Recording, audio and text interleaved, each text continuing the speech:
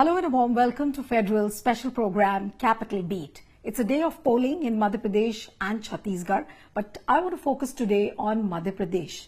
And that is about one man who's done the maximum heavy lifting for the grand old party, that is Congress. I'm talking about Congress veteran and former Chief Minister Digvijaya Singh. I am with him at his residence in Bhopal. So thank you so much for joining on the Federal. Thank you. So my first question is that you've done the maximum heavy lifting for the Congress. Now that you look back at the campaign, how have the things really shaped up for Congress? Because you've extensively toured the state, you reached out to the people, and I don't think there's anyone better than you who would be able to tell us the exact situation, how the campaign has shaped up. First of all, how do you define heavy lifting? Okay. How do you define heavy lifting? I have just done what I have been doing for the last, say, 30 years. And I became the PCC president in 1985. Since then, I've been in and out. But by and large, I can say that I know the state fairly well, out of which even Chhattisgarh also, because I was the PCC president, chief minister of Chhattisgarh also.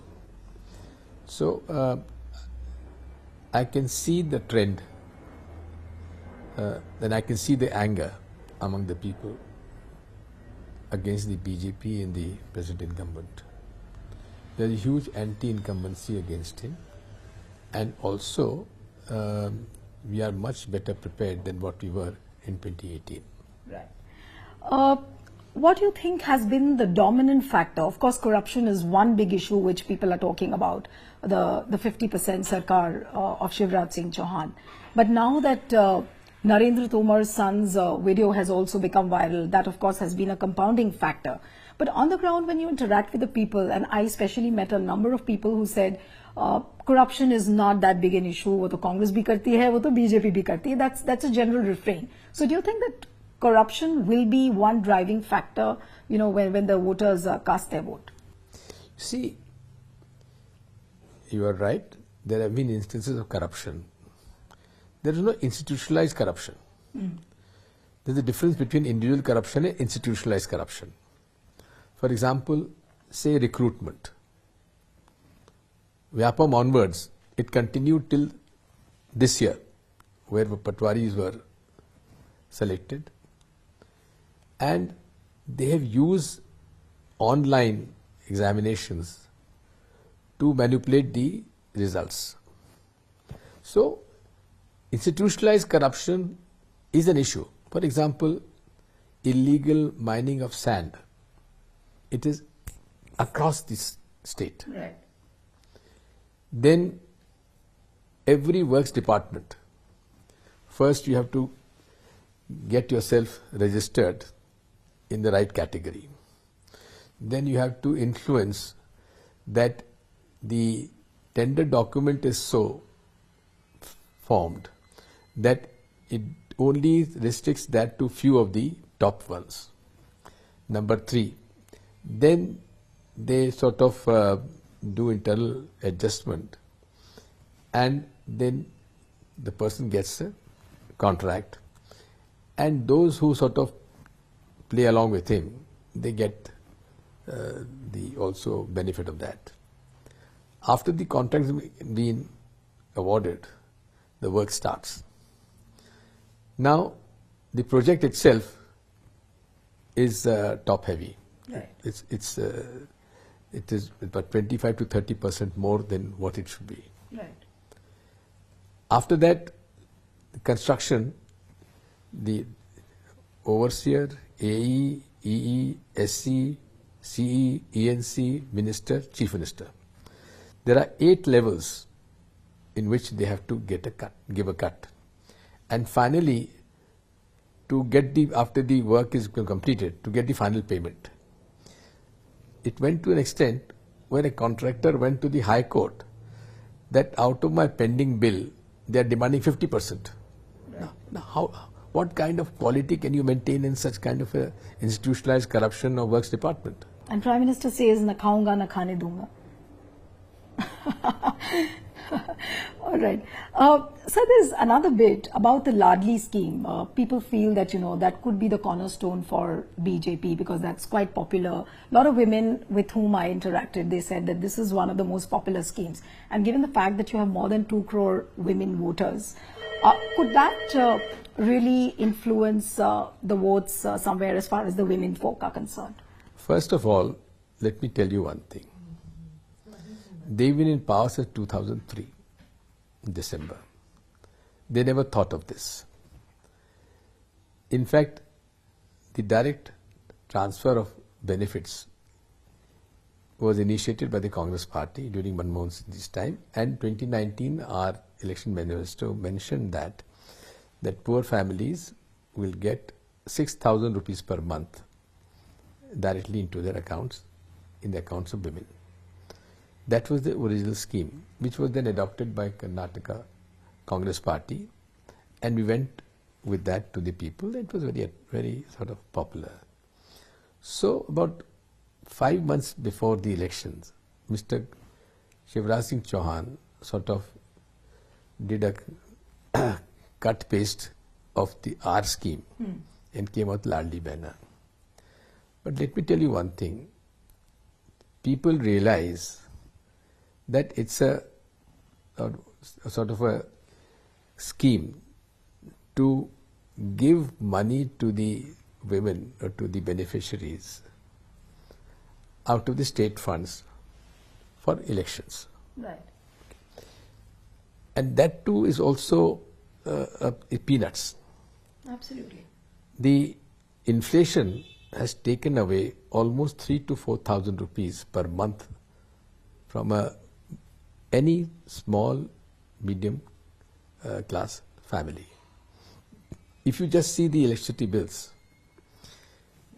during our regime, even my staff, who were getting a bill of about 1,000, 1,500 to 2,000, their bills got reduced to about 150 to 200 rupees because we reduced the rates for small and medium class families. So even power bills, every family is paying almost 1,000 to 1,500 rupees more than what they were paying during Congress regime. Right. So he's giving money and from one hand and taking money from the other hand.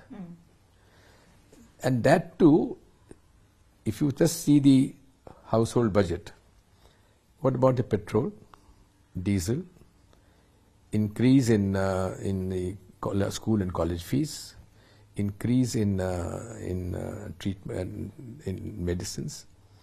The whole inflation has gone to an extent where every household, I'm sure even your household must have been affected by that. The increase in income is not there, but there's a definite increase in the expenditure. Of course, I mean the price rise and the inflation is the reality. Interesting thing happened. One in a household, one woman, as her husband came in, he said, "Listen, I've got a gift from my brother, Shivraj Singh Chauhan, of 1,250 rupees. 150 rupees, yeah. He said he has taken away 4,000 rupees from my pocket by increasing my electricity bills, and we are a deficit of 2,500 rupees on this." Right. So that thing is not making an impact. Okay. But sir, I do want to talk about this freebie culture, what started in South, started by DMK, then it was imported to Delhi and adopted by Arvind Kejriwal. Now it's almost becoming like an electoral compulsion with all the political parties that, they have to resort to the freebies, whether it is Congress, whether it is BJP. I mean, you cannot survive politically if you don't offer freebies. Now, would you really endorse this kind of a culture, and how far will it go as far as the politics in the country is concerned? You see, particularly after 2014 to 2020, what's called the Gini coefficient, that's the gap between the rich and poor, has increased. Poor are getting poorer, rich are getting richer. 70 families in this country now have wealth equal to the budget of Indian government. Yeah. Okay. And the poor are having a tough time. So in some way we have to sort of support them. Otherwise there will be a social unrest which no one will be able to control.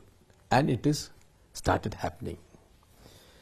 So therefore you can't call them freebies, but the fact remains that you have to supplement the poor to some extent. Right.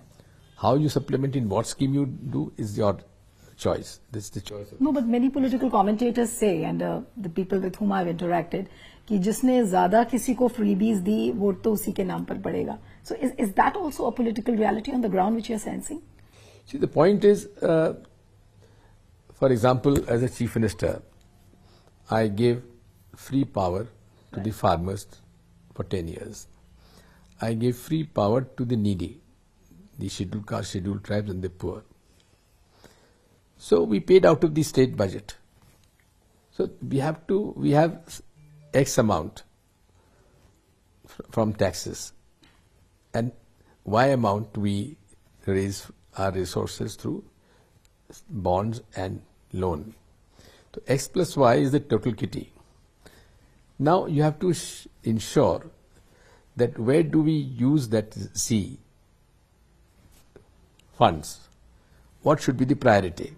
Our priority is poor. Poverty has to be tackled first. That's our prime problem. Then we have to invest in our infrastructure. We have to improve our schools, government schools. The BJP has closed 23,000 government schools. Right. Now, where do these poor people send their children? To private schools, where they have to pay the fees. Right. So all that has to be sort of prioritized. What is the need of the poor, who have the first right on resources? This election, people feel that, secular issues like what you just mentioned, health, education, they have taken an upper hand, and the sole credit goes to the Congress. And Congress at least has been able to pin down BJP so that they are unable to rake up any kind of emotive issue, whether it is Hindutva, whether it is their nationalism. So is it true that now this becomes the part of the main political discourse, issues related to education, related to health? Do they become now the part of the main political discourse? They must become, because people are quite fed up with this Hindu, Musliman, Shamshan and all that. So people have realized that they are being fooled, and they want better education, better health services. Now, for example, this scheme where 25 lakh rupees of guaranteed expenditure for health for any ailment by Rajasthan has been a very popular scheme. So I think I have always said, to me, the first, I would say, priority is education and health, and I would say employment generation schemes. I am a great votary of labor-intensive industries. Absolutely. And from spinning to garment, textile throws up huge opportunity for doing that. For example, Rahul Gandhi ji, when he passed through Bellary, he went to see in Bellary 4 lakh people were involved in stitching jeans for brands. Now, because of the poor policies of the government of India, that figure has come down to 1 lakh. 75% people have stopped working on that. So that itself is a huge, I would say, job loss for the people. Mr. Singh, people do know about your liberal credentials, your secular credentials, but does it really make you uncomfortable within the party when your own Jai Viru Jodi of like Kamal Nath, when he picks up a Gada and he says that he is a Lord Hanuman Bhakt, which has been quite in the mainstream media about it. So does it make you uncomfortable in any way? Not, because I'm not a non-believer. I'm not a communist. I'm a believer. But I am against using religion as a political weapon, which is illegal as per our laws. And people who seek votes on basis of religion, are not only violating the code of conduct, violating the People's Representation Act, but are spreading hatred amongst people, which is very, very bad for the India as a nation. But some sections did criticize Mr. Kamal Nath and why he met Bageshwar Baba when he was there. These are small things. What is more important is, are you being fair to the minorities? Are you being fair to all others? By minorities, it's not only Muslims. Right. Minorities include Jains, Bauds, Parsis, Christians, Sikhs. They're all minorities. So we have to ensure that the Constitution has to be honestly implemented and protected. So this year is also very important from your journey's point of view. You also complete like 20 years, 2003 when you lost power and BJP came into being. And then you took an exile from politics and you came to national politics. Take exile from politics. I said I will not hold a government post. Yeah. So in that sense, and then you reverted back to the national politics, and then you undertook the Narmada Yatra, which was quite a hyped one, and people did recognize the kind of efforts you put in. But what really intrigues me, and I want to ask you, is that you're doing so much of work for the party, but whenever anything goes wrong, why do people start asking questions from only Mr. Digvijay Singh? Why not? They have the right to do so. No, but they also end up blaming you for many things. Would that be fair? That's their right. So you don't have a problem with that? Well, I've been a punching bag for many people, and that's their right. No, but many people feel that that's being very unfair to the kind of efforts you've put for the party. Well, that doesn't stop me from putting the effort. Okay. Now let me come to the OBC pitch of BJP. Now, BJP says that, Congress is using the OBC pitch as a vote bank. And BJP, it starts flouting the credentials of Prime Minister Modi as an OBC leader, but at the same time, they end up sidelining leaders like Uma Bharti, they sideline, and they clip the wings of leaders like Shivraj Chauhan. So what would you say to the OBC pitch of BJP? See, I would say that OBC issue is not new, and OBC caste survey is also, I think, is quite fair and justified. You can't call it a caste census, because census is the right of the government of India. Right, caste survey. Yes. Yeah. It is a caste survey, and not only caste, it should be caste and socio-economic levels of different castes and communities, which I think is logical and needed to frame the policies so that it goes to the poor and those who deserve it as the first right.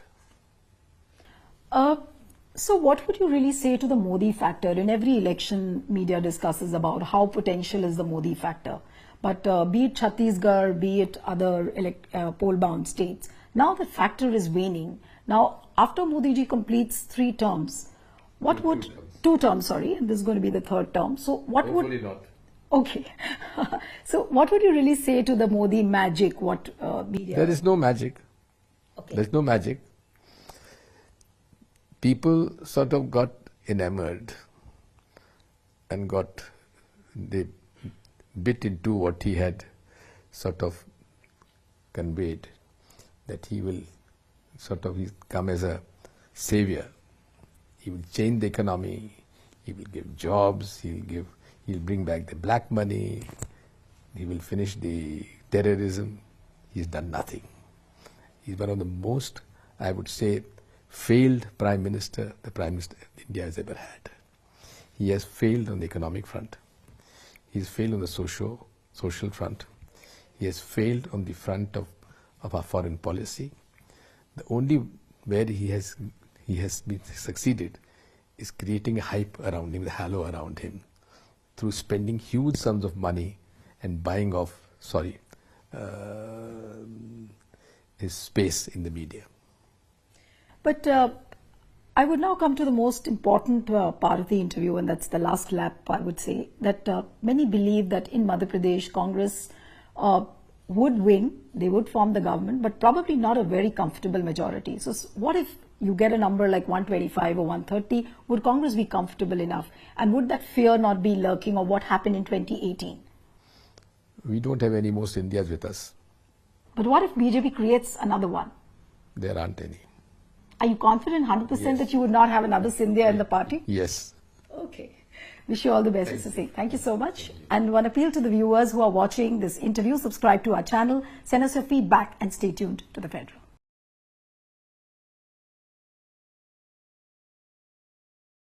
Subscribe to The Federal's YouTube page for more news and updates.